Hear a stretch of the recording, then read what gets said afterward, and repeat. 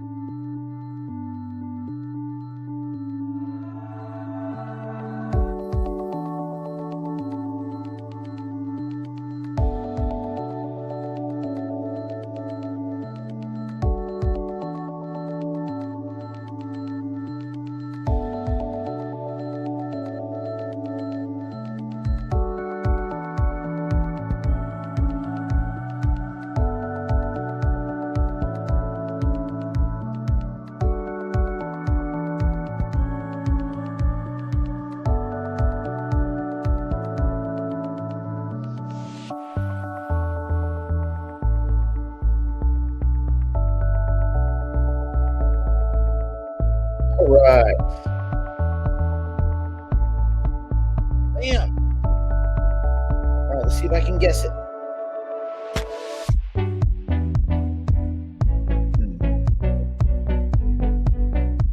It's got a caramely smell. It's caramely. What, a caramel? Depends on where you are in the country. That'll start some week.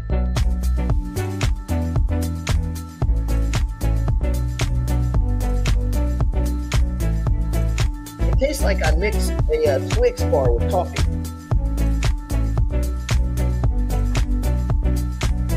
That's some good stuff. All right. Put this down to reasonable ear level. Okay, so what are we going to chat about today? Well, a few things. One, CPI came out, so we'll go through that so that people don't spew out stupid crap, and then we don't want that. So we're going to get the real information. Then Plan B, he was kind of the pioneer of this whole idea of these Bitcoin cycles and like Bitcoin going to a gazillion and all this kind of stuff. And he's been mostly right. His timelines haven't been perfect, but he's been mostly right. So anyway, he says new all-time highs are incoming. So we'll read about Plan B's plan. I don't know if it's his second plan, but we'll read about Plan B. He seems cool. I've heard him in a couple interviews. He sounds all right. I mean, he's a strict technical analysis guy. And then he kind of layers on this idea of network effects, which I guess, okay. All right. But anyway, yeah, so he's plotted the path pretty consistently. So we'll listen to what he has to say.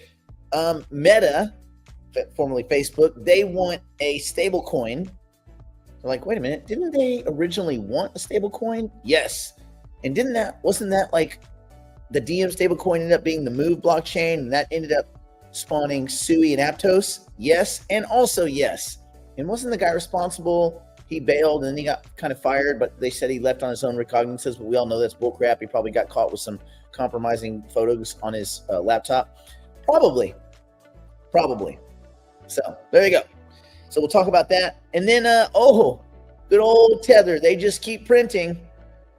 They just keep on printing. 150 billion now.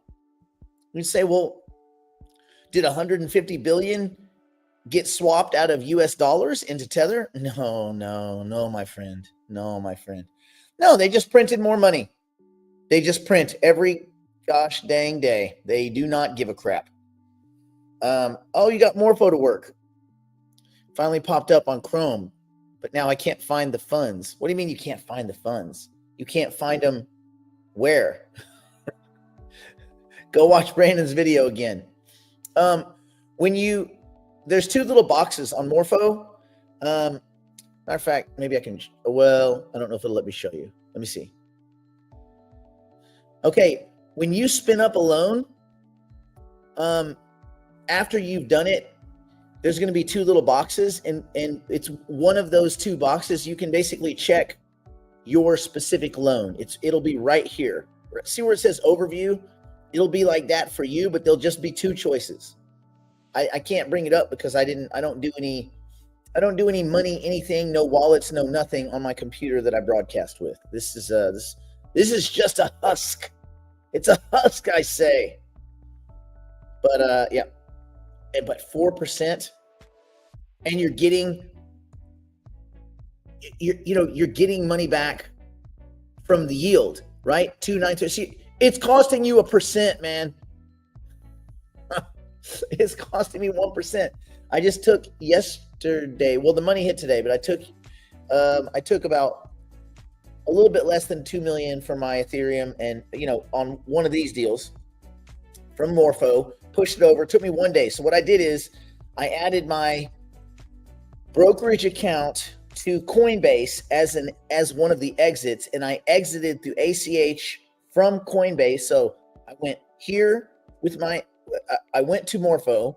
I wrapped my Ethereum to wrapped stake Ethereum. I lent it.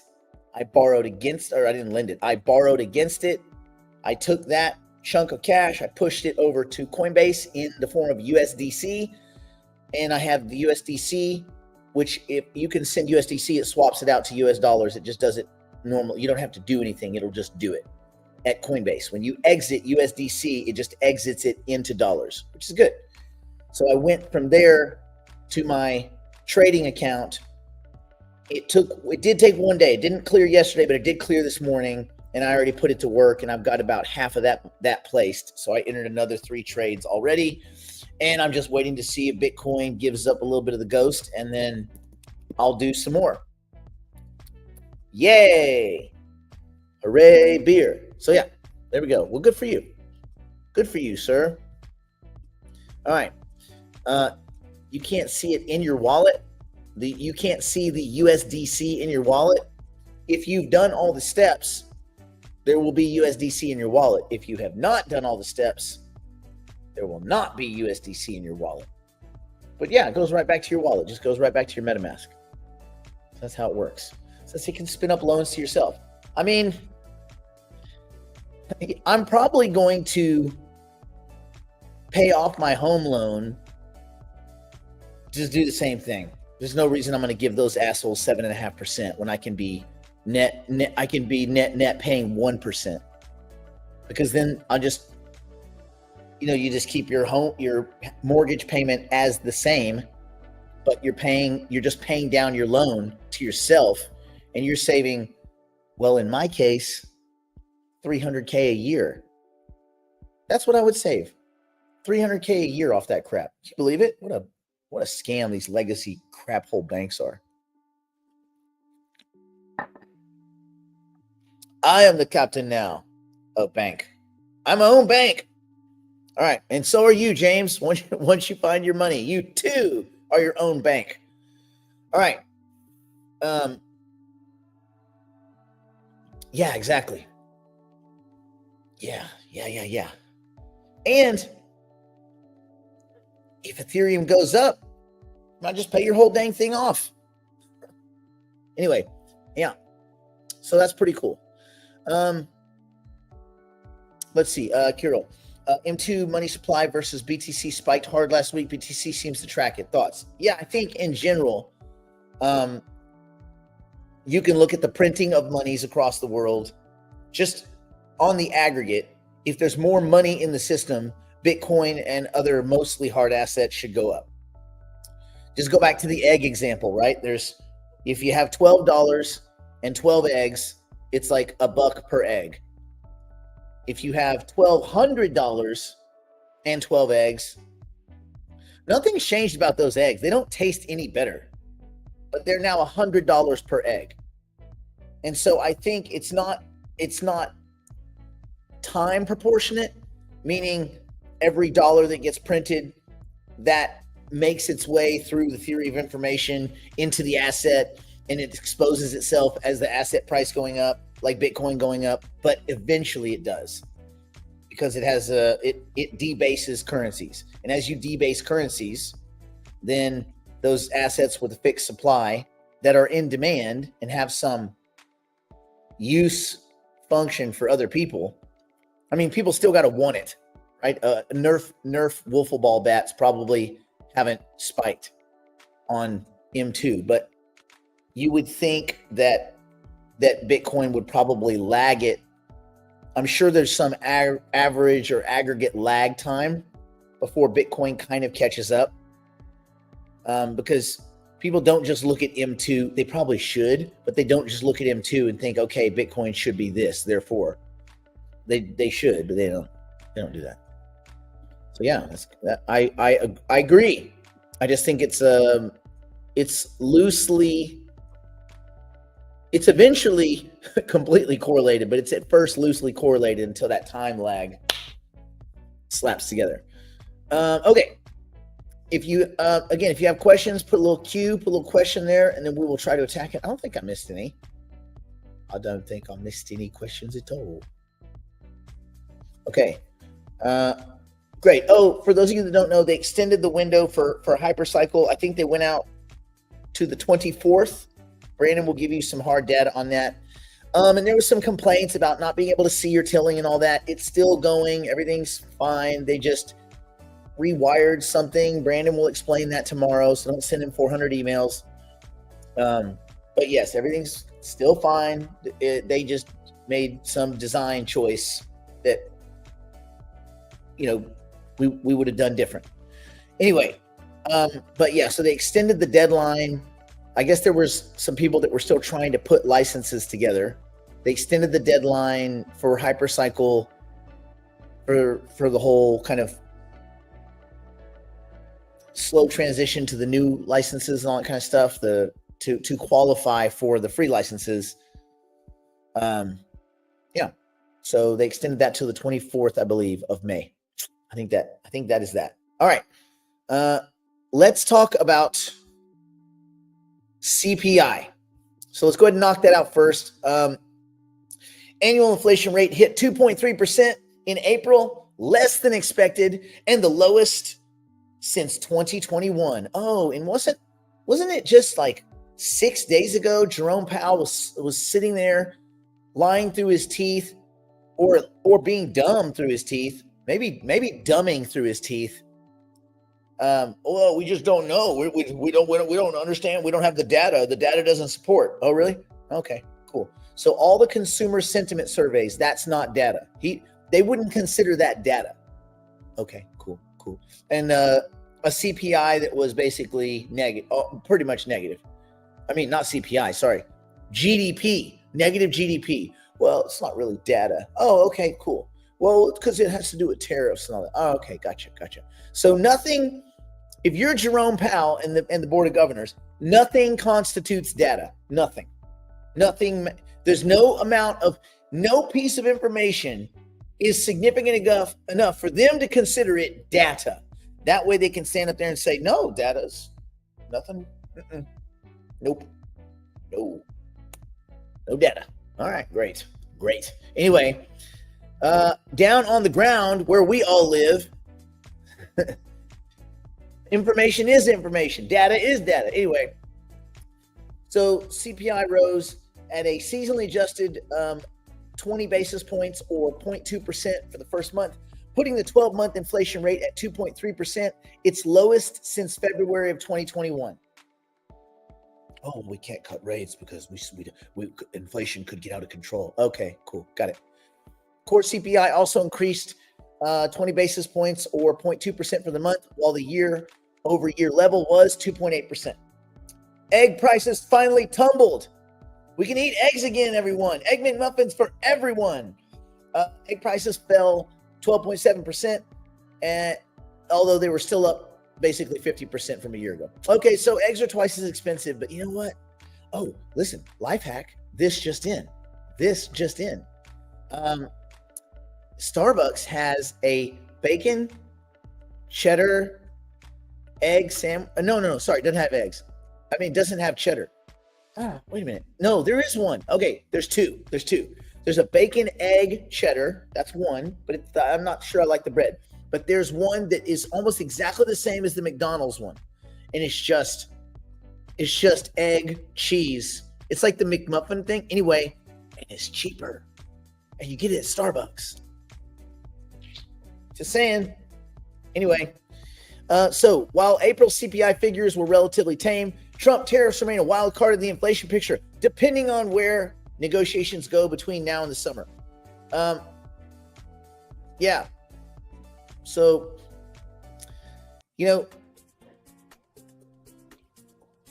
it's interesting because, anyway, these guys, it now seems pretty clear that all of this tariff stuff was go big, get everybody to the negotiating table, and then bring them all back home. Everybody's happy, even though it's kind of like, how much is this house? It's $1 million. Oh man, I can't afford that. Can you afford 100,000? Yes, that's the deal. Oh, sweet, I'll take it.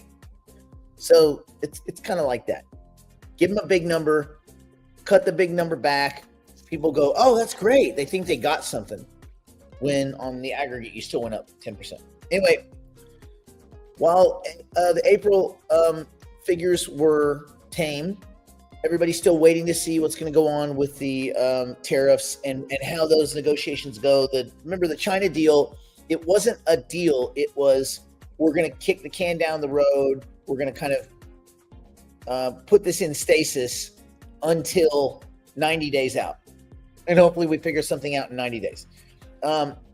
Inflation was slightly lower than expected in April as the Trump tariffs began hitting the clearly slowing U.S. economy, according to the Labor Department Tuesday. The CPI, Consumer Price Index, which measures the cost for a broad range of goods and services, rose a seasonally adjusted 20 basis points or 0.2% for the month, putting the 12-month inflation rate 2.3%. Its lowest since February 2021. And this is coming from the BLS. Again, take the L out, right? The Bureau of Labor Statistics is mostly just the BS. But they'll go down and read and downward revise and all this kind of stuff. But for now, the monthly reading was in line with Dow Jones consensus estimate, while the 12-month was a bit below the forecast for 2.4. Excluding volatile food and energy prices, core CPI also increased 0.2 of a point for the month, while the average year-over-year level was 2.8%. The forecast was for 0.3% and 2.8% respectively. So mostly in line. But energy looks like when you backed out food and energy. And so again, the headline number is they try to back out these weird volatile assets so that you get a number that makes sense compared to the last numbers. Because, I guess, well, there's a lot of reasons. But anyway, that's what you get. And I'll give you, I can even give you a little chart, my friends, if you want. Because we do that here. We give you charts. Boop. See that? Just gave you a chart. You're welcome. You're welcome. I'll take that banner off there so you can see it. So, as we continue, the monthly reading was a bit higher than in March, though price increases remain well off of their highs of 3 years ago. Markets reacted pretty much not at all to the news, with stock futures pointing flat to slightly lower amid treasury yields, and we're kind of mixed. Anyway, so the good news is on inflation. Inflation ain't really here. We're still not seeing it. Shelter prices, again, if you look at the whole basket, shelter prices were the main dick punch, the main culprit in pushing up the inflation gauge, the category, which marks about 1/3 of the index weighting. So think about that. Shelter, home equivalent rent is a third of the index, and it increased at 0.3 of a point in April, accounting for more than half of the overall move. So again, shelter prices, that's what's pushing this thing. And you know, the idiot factory, Jerome and these guys, maximum employment and price stability. Well, Jerome, if your system is making shelter prices keep going up, then what you're doing is not working. Because I'm pretty sure the average American household can't afford to pay more for their household. Just saying. Anyway, after posting a 2.4% slide in March, energy prices rebounded with a 0.7% gain. Food saw a 0.1% decline. Used vehicle prices saw their second straight drop, down half a point, while new vehicles were flat. Apparel costs were off. Who's buying clothes right now? You got to be a fool if you out there buying clothes. Stupid. Anyway, apparel costs were off by 2%. Medical care services increased by a half point. That's a big one. Health insurance increased by 0.4 of a point, and motor vehicle insurance was up by 0.6%.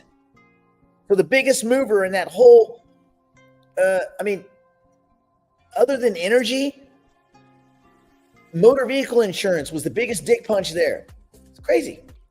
Egg prices tumbled. They fell 12.7%, though they were still up almost 50% from a year ago. With the increase in CPI, real average hourly earnings were flat for the month and up 1.4% from a year ago. That's not good. That's not good. Anyway, while the April CPI figures were relatively tame, the Trump tariffs remain a wild card in the kind of this overall inflation picture, depending on where negotiations go between now and the summer. Since the Liberation Day announcement, where Trump basically slapped 10% duties on all U.S. imports and said he intended to put additional reciprocal tariffs on trading partners, we've been everybody's kind of going back and forth dealing with the fallout. Recently, Trump backed off of his position. The most dramatic development was, and this was again talked about a few days ago, but a 90-day stay on aggressive tariffs against China, while the two sides will continue further negotiations. I think markets are expecting the president will lead to the president will continue lessening the stress of these tariffs. And I think markets have this wrong. Markets are thinking that will lead to less of a chance of interest rate cuts. Markets are fucking stupid.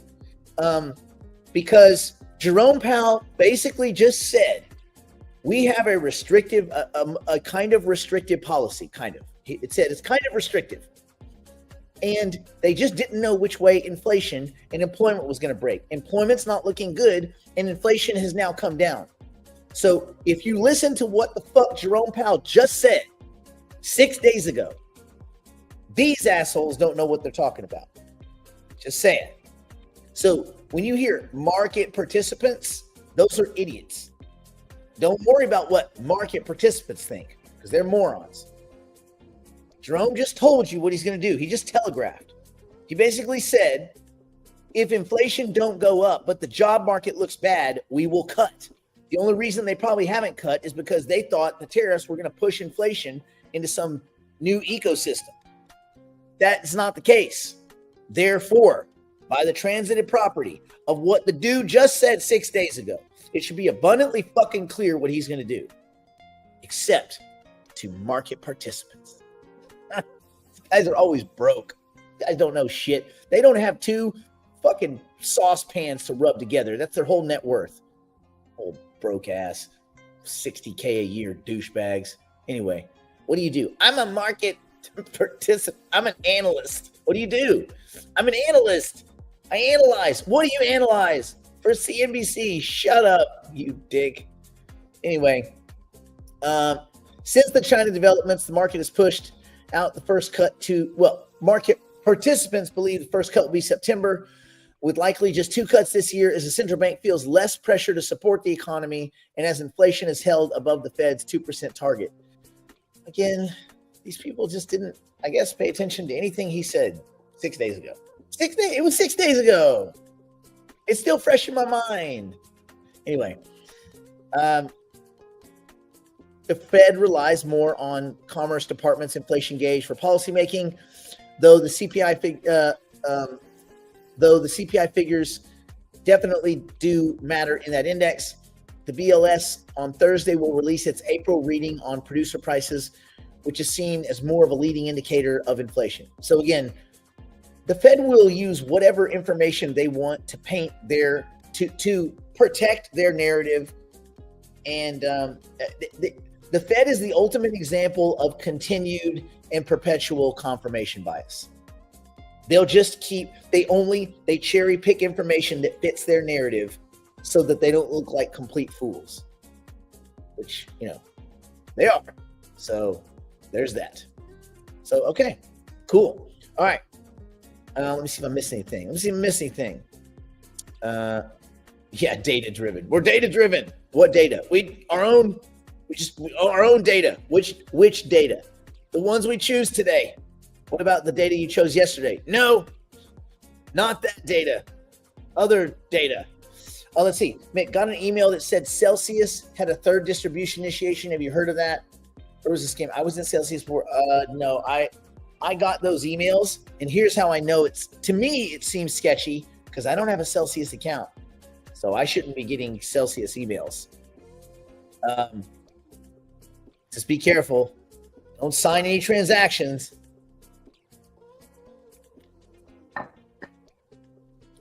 Whoever's handling the Celsius bankruptcy or whatever, you can probably look up that organization and go do that research. I bet you can, Mick. I bet you can find out whoever's handling the Celsius bankruptcy and then just go right to them and see what's going on.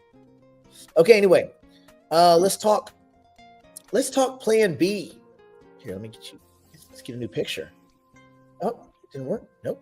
Come here, you. Bam! Look at that beaut. Look at that little bow. Quant analyst Plan B says he should just use his real name. But anyway, I guess Bitcoin, like orange pillars, would get pissed that the price didn't go where he said or whatever. But anyway, he said new all-time highs are incoming with a sky-high price target in sights. Hold on. Let me get my eyeballs ready for this. It's read and bleed, baby. Popular quant analyst Plan B says the one key indicator that he follows the most suggests that Bitcoin, BTC, Bitcoin if you're Maxine Waters, will hit explosive new all-time highs in the coming months. Not just new all-time highs, but explosive ones. Not just diarrhea, but explosive diarrhea. There's a big difference, right? One you can't make excuses for. All right. In a video update, the synonymous analyst, I don't know if he's synonymous. I've seen him on a video before talking. Anyway, tells his 211,000 YouTube subscribers. These people, these TA guys, people love these dudes. The only reason I like this guy is because he was here from the very beginning. Like the very, very effing beginning. And here's his chart. Let's get his chart up there. Okay, you guys got some chart. Let's see. Get a piece of chart. Everyone, get you some chart. It's very colorful, and we like colors. Anyway, he said that the RSI, or Relative Strength Index indicator, RSI indicator, suggests that Bitcoin's bull market will continue and that the flagship crypto asset may soar close to $500,000. Say what? The RSI is a momentum oscillator used to determine whether an asset is oversold or overbought. The RSI ranges from 0 to 100, with readings above 70, which typically indicate that an asset is overbought, while readings below 30 suggest that it is oversold, right? So, and this is Plan B's. I'm sure he is European. He's like, so in my opinion, from now on, we will see new all-time highs. So that would be 110,000 and higher, followed by more monthly closes of all-time highs. Usually those all-time highs, they're not alone. They come in groups. Whoa. We got groups coming, fellas. So if we look at RSI, the relative strength index, currently it's at 66, and that's around the average RSI level of 65. little dark area in the middle. See that little dark area? Okay, so it has been around that average for more than a year now. And in his opinion, how he reads the chart is that Bitcoin spent a couple of years below the average. And from now on, it will stay 1 or more years above the average. I know what you're doing, Kitty. I'm on to you. Hey. Oh, they're just destroying stuff. Give me just 1 second, because that sounds expensive. I'll be right back.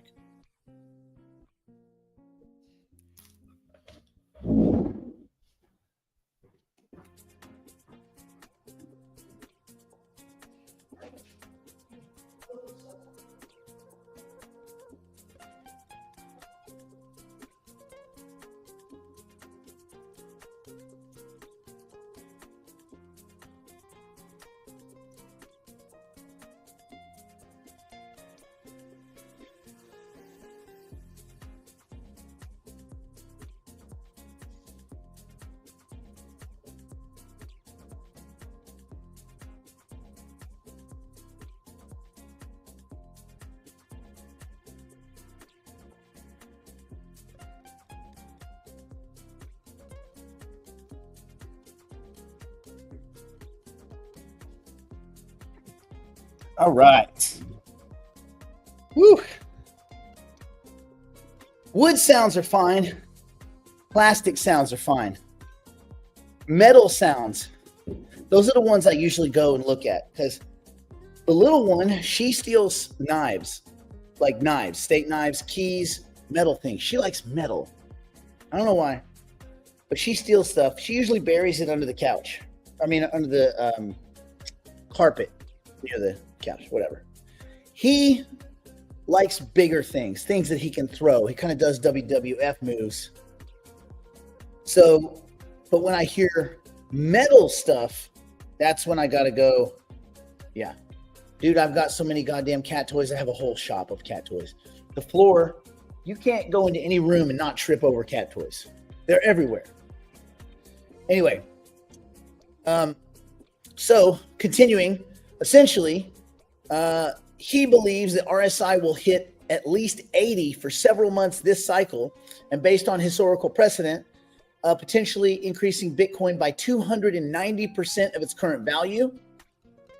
He says, in fact, I think we will see 80 plus RSI months again, and at least 4 of them, just like in the bull markets of 2021, 2017, and 2013. Weird. He's definitely European because he went backwards. So I think we'll see, this is him, I think we'll see those high RSI numbers again at least 4 times. And those high RSI numbers are associated, of course, with high monthly returns of over 40% per month. So if we go from the current level of an average 100,000, 4 months of 40%, that would bring us already into the $400,000 range.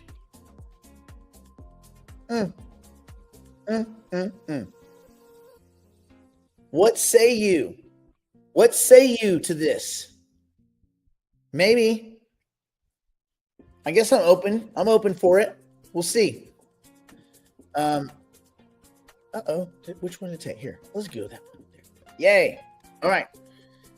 Let's go talk about Meta. Meta has hired Ginger Baker, a former executive at the Stellar Development Foundation. That's a bad sign. Anyway, she will lead the transformation of MetaPay into a decentralized ready wallet that supports stable payments. Oh, God. I hope they're not trying to use Stellar as like that asset is the backbone of this. What a dumpster fire. They just don't interview very well over at Meta, I guess. Anyway, with nearly 3 billion users, Meta could bring blockchain payments to more than any crypto project before by leveraging Stellar's expertise. Meta signals a strong move toward mainstream adoption. This is, in my opinion, a very poor choice. This is a very, very, very poor choice for Meta. I mean, the morons over at Stellar are no different than the morons over at Ripple. I mean, maybe less corrupt, probably less corrupt. Well, I say maybe because anyway, whatever. So by leveraging Stellar's expertise, Meta signals a strong move towards mainstream DeFi adoption. First of all, Stellar, that network can't do anything DeFi. It's garbage because it's so limited, right? It's just hamstringed technology. It's not robust enough. It's never been. Doesn't mean it couldn't be, but it's like, why on earth would you go and build on that pile of shit? Anyway, Meta didn't choose Stellar by accident. The network's unique strengths checked every box for a company under constant regulatory scrutiny. I'm going to throw the bullshit flag there. Okay. When you see, when an article has statements like everyone knows, everyone doesn't know. Everyone doesn't know anything. Anyway, the Stellar architecture supports regulated stablecoins and enables features like KYC, sanction screenings, and transparent on-chain reporting. So does every stablecoin, man. So does every stablecoin. This aligns with Meta's need to stay in regulators' good graces, especially after its Diem project was shut down under pressure. Yeah, but it was shut down under pressure in a completely different environment in 2019. Like a lot different crypto environment. Stellar excels at fast, low-cost transactions, which is essential for micropayments. I don't know. I mean, I think look at anything running across any of the layer 2s. It's cheaper than Stellar and Ripple, both. So again, this is just a really poor choice on the side of Meta. What a dumpster fire choice. Almost embarrassingly so. Like, you got to go like, what the fuck is going on over there? Are those guys completely asleep at the wheel? Anyway, sending USDC over Stellar costs a fraction of a cent and settles in seconds. Yeah, same thing with Optimism. Yep, same thing with Harmony One. Same thing with Arbitrum. Same thing with Avalanche. Same thing with Cosmos. Same thing with Base. And here in the next few months, same thing with Ethereum. So I guess I don't get it. Stellar's built-in asset issuance framework means that Meta doesn't have to reinvent the wheel. The blockchain natively supports stablecoins and tokenized assets with clear on-chain logic. But so does every other asset on the planet. You could probably do this shit with BSV, and that's a scam. If there was ever a scam, that's the scammiest of the scams. Oh God. Well, okay, we'll see. I think that was I think that here's what happened. I think I'm sure that this person is very capable, and they hired her, and because her DNA is at Stellar, she just said, let's build on Stellar. And they're like, well, you're smart. We'll do what you say because you're smart, and we don't know shit about crypto. And to an extent, she probably doesn't either, because this is a poor choice. But anyway, okay, well, we'll see. We'll see if this is another dumpster fire shit show by the likes of Meta. But anyway, they want to do creator payouts in stable coins via MetaPay, especially payouts under $100 because it's costing them a fortune. And they say they may integrate with other products like WhatsApp. It would expand Stellar's institutional relationships, increase for demand of XLM as network usage grows. Maybe. I don't know. I mean, maybe. I'm going to say maybe. If they did this, which I'm not sure they will, but if they do this, then maybe. But XLM, there are billions and billions of tokens. They did one of those scammy token burns a while back, and no one cared. Token didn't do anything. But let's see. I'll tell you what. Why don't we add it? Why don't we go add it to our things that we look at, and let's just see if, we're following garbage Ripple. Why not follow garbage Stellar Lumens? Huh? Why not? I used to have tons of Stellar Lumens. Look at this. Look at this move. It's November 1st.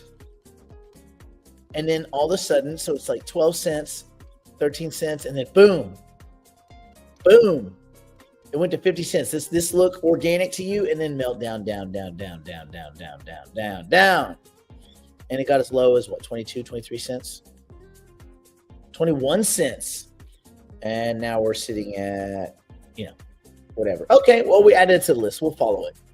We'll follow it and see if anything happens with our friends over at Lumen. They're Lumen. Get it? Lumen, because like whatever. In the show. Yeah. Anyway. My innie, my outie. All right. If you're gonna add XLM, there is no reason not to add. Well, yeah, there is a reason not to add Avalanche, because Avalanche is a garbage project with a bunch of garbage people. So yes, for that reason, I will not add Avalanche. But you're welcome to go check it out.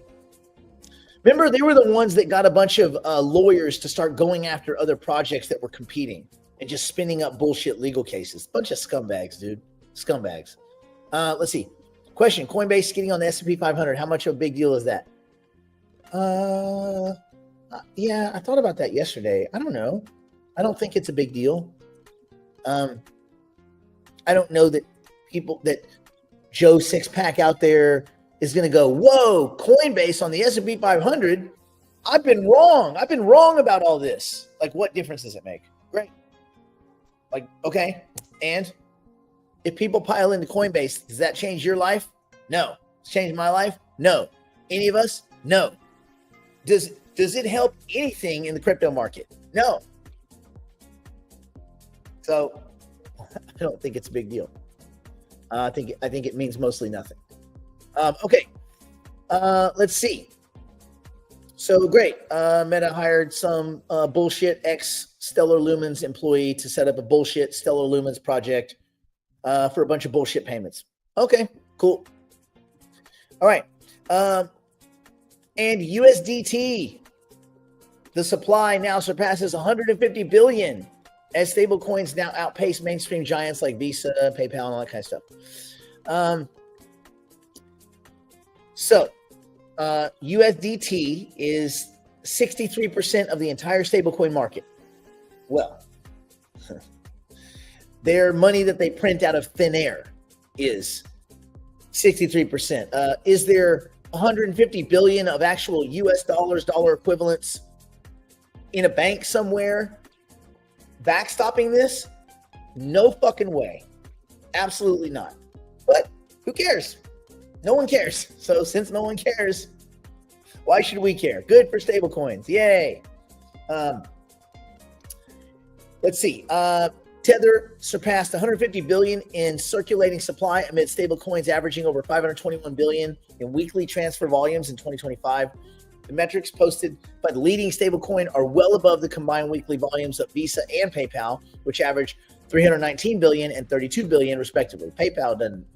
I guess 32 billion is pretty good, but you would think that for as big as PayPal is, they would do more, but they do not. Anyway, Tether described the milestone as the culmination of over a decade of counterfeiting. Sorry, no, that's not what they said. They said over a decade of development. Whoa, okay. And what you should read into that is a decade of counterfeiting. Anyway, attributing the growth to global demand for USDT. Bullshit. USDT is getting punted from countries because they can't meet an audit. Let me find out. This article was written by Tether. USDT now represents 63% of the token supply of stablecoins, nearly 238 billion. 238 billion is the total stablecoins as of May 12th. Artemis data shows the growing dominance of stablecoins in transactional finance. During the week of January 20th, stablecoins processed 654.9 billion, exceeding the combined Visa and PayPal volume of 351 billion by more than 303.7 billion. Other weeks with large spreads include January 13th, 282 billion, January 6th, 278 billion, January 27th, 266 billion, February 3rd, 242.5 billion, demonstrating a consistent margin of leadership during the year. So, okay, well, so I guess 2025 is the year of stablecoin. On average, stablecoins moved 521.3 billion in weekly volume throughout this year, and that surpassed Visa by 63% and outpaced PayPal by 1,500%. The momentum is boosted by traditional financial companies' recent push into the stablecoin sector due to expectations of a friendlier regulatory environment under President Donald Trump's administration. That's good. The strong performance comes after stablecoins reached 24.6 trillion in transfer volume last year. That's a pretty penny. This surpassed Visa and MasterCard's combined volume. However, the traditional payment landscape giants are quickly adapting to this new reality and contributing to these developments. Visa announced a platform to help banks tokenize fiat currencies in October of 2024, resulting in more stablecoins. Moreover, the payment firm recently launched stablecoin-powered cards in Latin America. Meanwhile, MasterCard reported to the SEC the tokenization of 30% of its 2024 transactions. So like Visa, MasterCard also announced a card that allows users to make payments with stablecoins. So then you have PayPal, and they launched PUSD, which again, bad marketing, PayPal USD. But they didn't want to do PPUSD. You can't do PPUSD. So it's like PYUSD, PUSD. I don't know.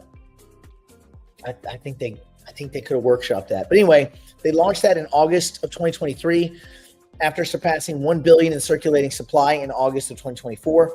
PUSD's market cap slowly slid below 450 million in December of the same year. So it got up to 2 billion, and then it pretty much summarily shit the bed.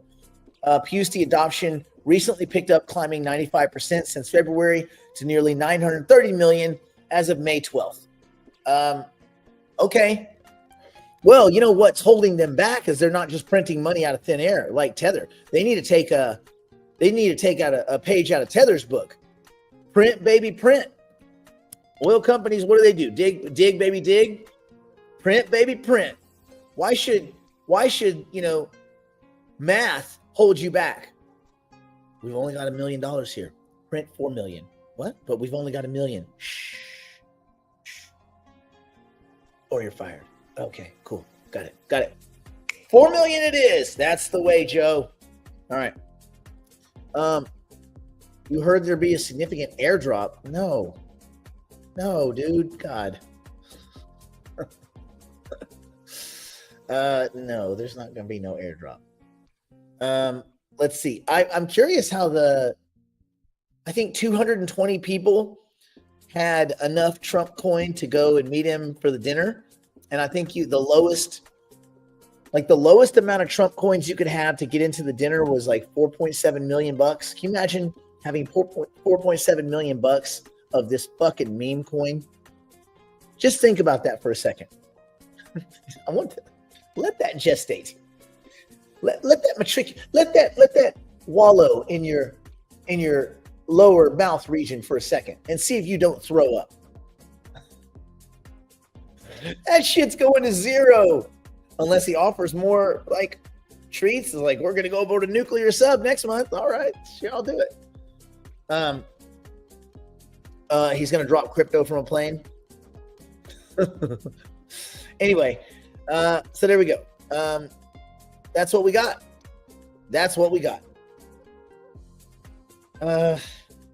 Yeah, crypto. Am I right? And then just a quick look over at prices. We are at 103, just shy of 103.4 for Bitcoin. I'm going to go sell some options, but I'm hoping that there's going to be a little sell-off today. A little something. Like, give me something, bro. It's been doing it at night, but I can't take advantage of it. And it's like at night, Bitcoin goes down, and then it comes right back up in the daytime, and I can't seem to manufacture a trade out of that. Anyway, Ethereum Still holding above 2,500, which is pretty cool. So my guess is that's just going to keep milking upward. What else was interesting? There was like a kind of a sell-off yesterday, and then things kind of quieted and started moving back up. Oh, I see on that XLM news, they're taking it really well. Down 5%. Can you imagine that is not what they thought today was going to look like. I assure you. Anyway, the hyper liquid place where you go to get tons and tons of leverage, and a place where I think it's going to just get nuked and destroyed, but whatever. Tokens up, good for them. I mean, it's a point. Aptos, let's see, Sui climbing, just getting right, just shy of 4. It was like up to $4.30 on Sunday for a little while, or Sunday or Monday morning. Anyway, Ondo right at $1, which is cool because it had been languishing around the mid 80s for quite a while. Aptos getting really close to the $6 mark, although I got to get back up to like $14 before I'm feeling good about that. What else? Everything else is kind of languishing, giving back a little bit of that run last week that I don't know, justified or otherwise, but it is what it is. Let's see. Is anything dramatic? Not really. Everything's kind of what it is. So there you go. There's the markets in a nutshell. Yeah. And we're still above 3 trillion market cap. So that's good. So that's quite bullish. All right. If you have any questions, feel free to wage them or forever hold your peace. I'm going to drink this little coffee here. My caramel coffee. It's good as hell. Yeah, the problem is the ASI news, Howard, when you look at the news sources, that's just them putting those news bits out. It's not other agencies and news aggregators picking up. It's them just doing press releases. So it's mostly bullshit. Anyway, any news on GMRT getting themselves into the green? What do you mean? What do you mean news? Like, you can look at the token. You don't need news. You just look at the token. No. No. It's doing nothing. And it's 8% down on the nothing today. So, yeah. I mean, of course, when something's at 1.6 cents or 1.7 cents, what's the difference? Let's see what the main markets are. It was almost all the activity was coming out of Gate. Let's see if that's where the volume, let's see. Okay, so there's no liquidity here, by the way. This thing is just bone dry. Look at those prices. See, those are the real prices. You go over here, it's going to say much higher. See, it's 2 cents on Gate because that's a closed market. No one can get into it. No one. It's a little, I think it's a little bullshitty to me. This is more likely the real price. The real price is what you can swap for, and that's the real price. Looks like you can get a little bit better deal by swapping, going through Uniswap. Oh, on the Telcoin. That's some bullshit. So this is bullshit. This is bullshit. There's no volume there. These are all bullshit. This is the only real price, 1.2. And 1.2 is not as good as 1.6. So don't dig into it too deep or you'll be depressed.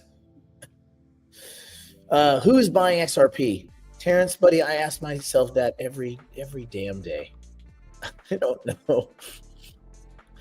I don't know what jackassery is afoot, but there is a lot of it. No, I still have hopes for it. They do cool stuff. I mean, the company does really cool stuff. I don't think they're requiring, I think they're still kind of in this beta phase. They're not requiring people to use the tokens for the service. So that has to happen. It has to be, if you want access, you have to get the token. And when they do that, I think the token will shoot back up. We could probably see, a 5 or a 10 cent token pretty quickly. But until it's necessary, I think it'll languish. Let's see. Use the block and Masari. Well, those are both. You can pay them to push your articles. Like Howard, you can have an article about yourself on the block and Masari. That's nothing special. So anyway, yeah. Well, there we go. And a lot of it's, listen, speculation. Keep a little pile of it. If it does something, I mean, right now, to me, everything just looks like things that could be Ethereum. So that's just the way I look at stuff. Until Ethereum kind of gets through this kind of run. I mean, I don't know. There's a lot. I think a lot of things. We'll talk about it tomorrow. And why these weird salesman people? I do try to answer the sales calls now just so they'll click through, and then I can tell them to go just to F off. But I want them to answer. And they always say, hey, Nick, what? Is this Nick? I said, what? You said, hey, Nick. I said, what? What? Listen, man, about that, nothing. You don't know me. Anyway, I engage with them. I'm reading Emotional Intelligence 2.0.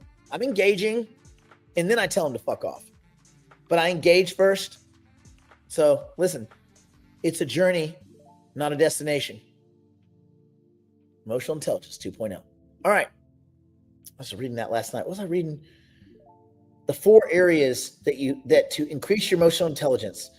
It is self-awareness, self-management, social awareness, and relationship management. You have those 4 quadrants. But self-awareness is the first one. That's the main one. So there you go. No, I don't ever tell them my name. They start with my name, and then I just go into it. Don't engage. They will record. Oh, yes. Good point. Well, maybe if I just drop you know what? Maybe I'll engage with German F-bombs. I'll just go German F-bombs. Nothing but the F-bombs. That's all they will get from here forward. All right. Let's call it a day. Stay in school. Don't do drugs. Don't do anything my poor and solvent drunk sugar meth grandmother or Brandon wouldn't do. We will be back tomorrow, and then we will go behind the wall, and then we will talk about portfolios and all this kind of cool stuff. And so enjoy your Tuesday. Hopefully you have nice weather. We're having some nice weather here in the Los Angeles area. I will finish my coffee. I will go box. I will go have a swim, and we'll just see what the day brings. You know what? I might get pizza tonight. Yeah, I said it. I said it out loud. I put that out there. I put it in the universe. How about that? All right. Let me touch all the right buttons, and we'll call it a day.